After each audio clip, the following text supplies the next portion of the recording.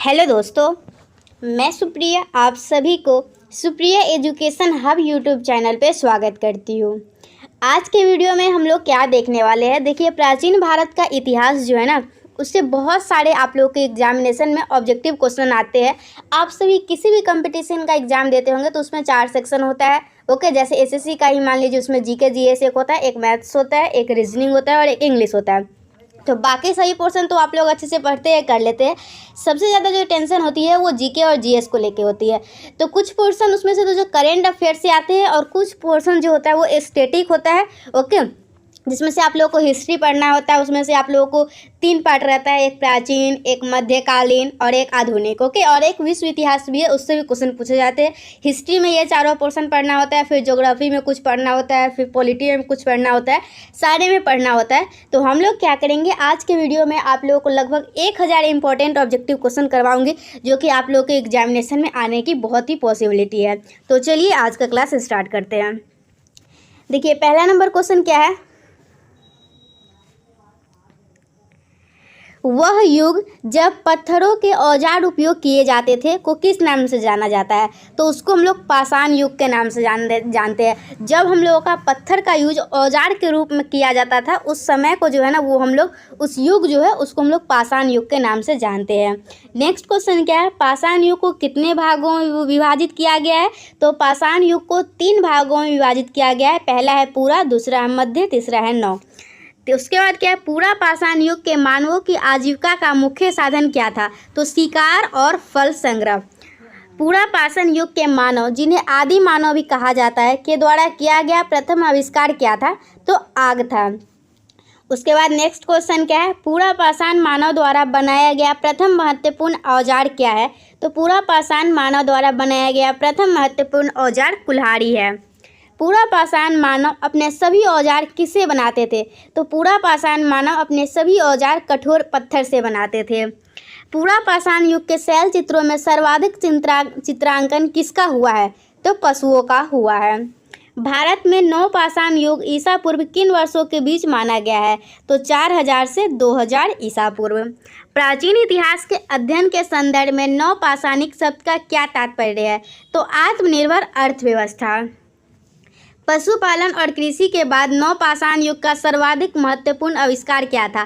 तो पहिया या चक्र। पहले क्या था, जो हम लोगों का अभी मैं थोड़ी देर पहले आप लोगों को बताई थी, पूरा पाषाण मानव द्वारा बनाया गया जो प्रथम महत्वपूर्ण औजार था वो था कुल्हाड़ी था।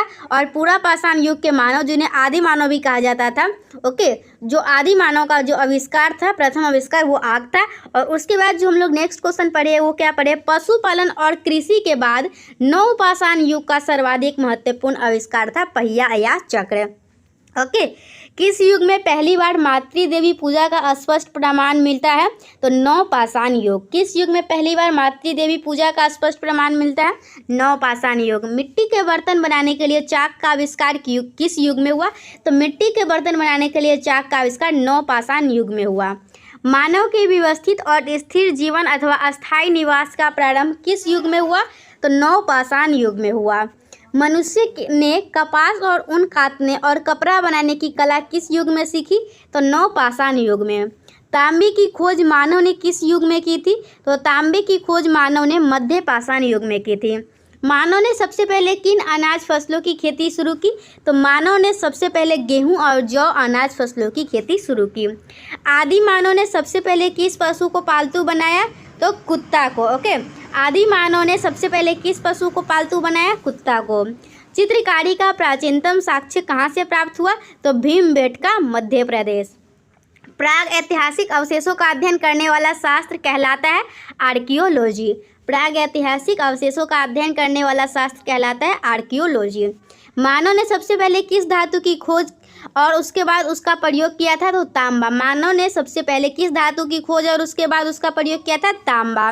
भारत की किस राज्य में अब तक सबसे अधिक 200 ताम्र पाषाणकालीन बस्तियों का पता चला है? महाराष्ट्र। भारत का अब तक का सबसे बड़ा ताम्र संचय कहाँ पाया गया है? गुंगेरिया, मध्य प्रदेश। ताम्र पाषाणिक शैल चित्रकला में मुख्य रूप से किनका चित्रांकन हुआ है? पशुओं का। देखिए आप लोग बोर तो हो रहे होंगे, लेकिन प्लीज़ आप लोग इसको ध्यान से सुनिएगा।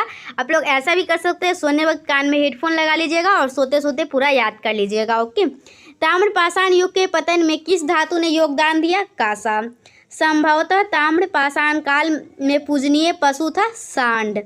रेडियो कार्बन C14 जैसे नवीन विश्लेषण पद्धति के अनुसार सिंधु सभ्यता की सर्वमान्य तिथि क्या निर्धारित की गई? 2350 से 1750 ईसा पूर्व।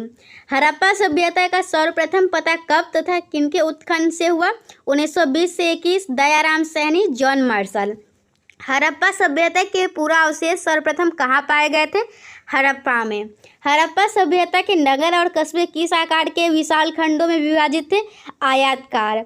हड़प्पा सभ्यता का दूसरा प्रमुख पुरा स्थल था मोहनजोदड़ो। हड़प्पा सभ्यता का सबसे पूर्व में स्थित पुरा स्थल है आलमगीरपुर। हड़प्पा सभ्यता का सबसे पश्चिम में स्थित पुरा स्थल कौन सा है? सुतकागेंडोर, पाकिस्तान। सुतकागेंडोर किस नदी के किनारे स्थित है? दास्त। हड़प्पा सभ्यता किस प्रकार की सभ्यता थी? शहरी और व्यापारिक।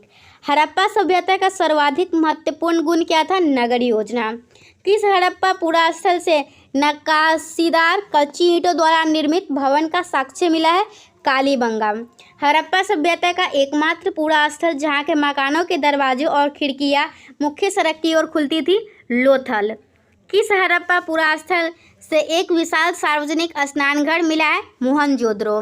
संभवतः हड़प्पा सभ्यता की सबसे बड़ी इमारत कौन सी थी?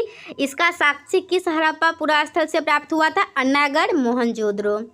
ओके, सबसे बड़ी इमारत थी अन्नागढ़ और इसका साक्ष्य मोहनजोदड़ो से प्राप्त हुआ है। किस हड़प्पा पुरा स्थल से एक उन्नत जल प्रबंधन प्रणाली के विकसित होने का प्रमाण मिला है? धौलावीरा। धौलावीरा। हड़प्पा सभ्यता के अब तक ज्ञात सभी नगरों में किसे सर्वाधिक समृद्ध, सुव्यवस्थित और खूबसूरत नगर माना गया है? धौलावीरा। हड़प्पा वासियों का मुख्य पेशा क्या है? शिल्पकारी। किन हड़प्पा पुरा स्थलों के मनके बनाने के कारखानों का साक्ष्य मिला है? लोथल और चन्हूदरो। किस हड़प्पा पुरा स्थल से गोदी डॉकयार्ड का प्रमाण मिला है? लोथल। हड़प्पा में मापतौल की कौन सी प्रणाली प्रचलित थी? हड़प्पा में मापतौल की कौन सी प्रणाली प्रचलित थी? दशमलव। हड़प्पा वासियों ने सबसे पहले किस फसल की खेती की थी? तो कपास। और हड़प्पा काल में माप की इकाई किस अनुपात में थी? तो 2 और 16। हड़प्पा वासियों का मुख्य अनाज क्या था? गेहूं और जौ। ये सब बहुत क्वेश्चन पूछने को मिलता है एग्जामिनेशन में। हड़प्पा वासियों का मुख्य अनाज क्या था? गेहूं और जौ। किन हड़प्पा पुरा स्थलों से विशेष प्रकार के गेहूं और जौ दोनों के अवशेष मिले हैं? तो हड़प्पा और मोहनजोदड़ो। किन हड़प्पा पुरा स्थलों से धान की खेती का साक्ष्य मिला है? तो लोथल और रंगपुर। किस हड़प्पा से जौ, तिल और सरसों के सर्वाधिक साक्ष्य प्राप्त हुए हैं? बनावली। सबसे पहले किस हड़प्पा स्थल से जुते हुए खेत का साक्ष्य प्राप्त हुआ है? तो कालीबंगा। तो देखिए आज के वीडियो में इतना ही। हम लोग इम्पोर्टेंट क्वेश्चन देखे, फिर नेक्स्ट वीडियो आएगा तो और इम्पोर्टेंट क्वेश्चन देखेंगे। ओके, जब तक जितना मैं अभी पढ़ाई हूँ उतना ही आप लोग याद कर लीजिएगा, फिर नेक्स्ट वीडियो में हम लोग और पढ़ेंगे। आई होप आप लोग आज का वीडियो एंजॉय किए हैं और आप लोग को कुछ ना कुछ सीखने को मिला होगा। अगर आप लोग इस बार DLED एंट्रेंस एग्जाम देने वाले होंगे, ओके, कुछ दिन में एग्जामिनेशन होगा, अभी फॉर्म फिल हो रहा है, तो आप लोग के लिए बहुत ही इंपॉर्टेंट वीडियो ये साबित होने वाला है। ये वीडियो जो था सभी एग्जामिनेशन के लिए बहुत ही ज़्यादा इंपॉर्टेंट था। तो मिलते हैं नेक्स्ट वीडियो में। Till then bye, thank you.